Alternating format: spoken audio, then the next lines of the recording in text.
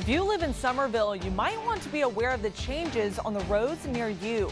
A look at the progress heading into phase 3 of redevelopment for the Berlin G. Myers Parkway. And back to school season is underway, and there are plenty of things for parents and kids to do. Whether it be your first day of kindergarten or you are getting ready for college, we have a list of events coming up for you and your family. Live 5 News this morning starts right now. Now, from the Low Country's news leader, this is Live 5 News.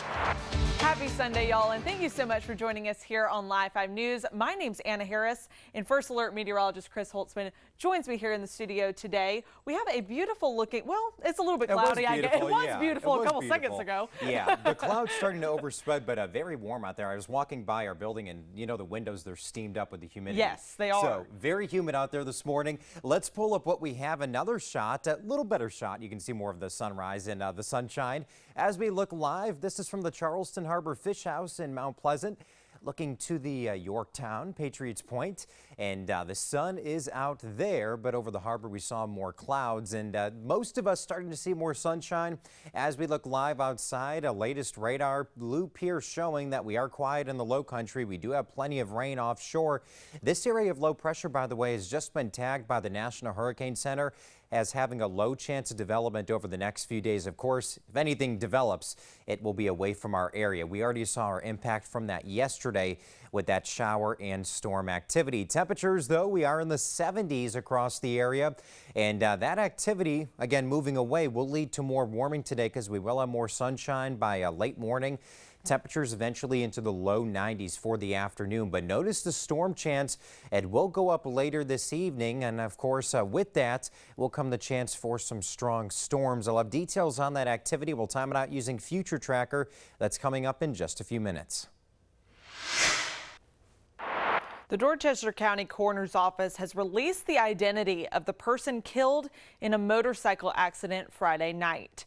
71-year-old William Morgan was attempting to turn left onto Highway 17A from a private drive around 8:15 p.m. when he collided with a tractor trailer traveling northbound. Morgan was the only one on the motorcycle and was killed in the collision.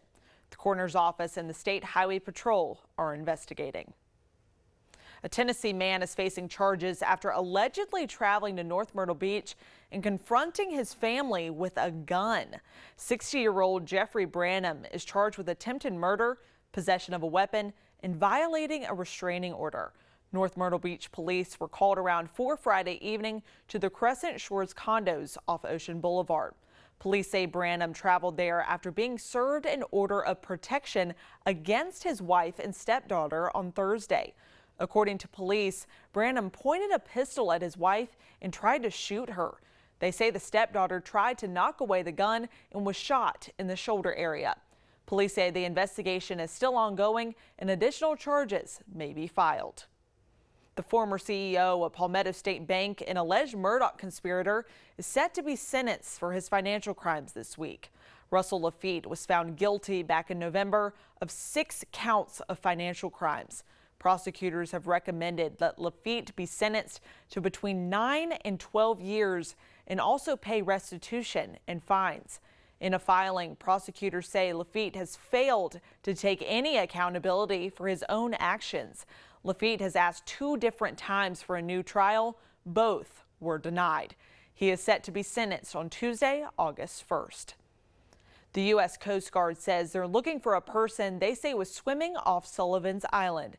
According to a tweet from yesterday evening, the Coast Guard and local agencies are continuing to search for a man wearing pink and blue swim trunks in the area off of Station 13.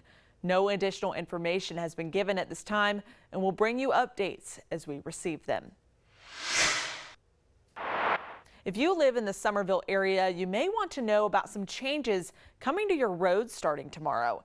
The SCDOT is set to start phase 3 of the Berlin G. Myers project, and that involves a few lane shifts you may want to keep in mind.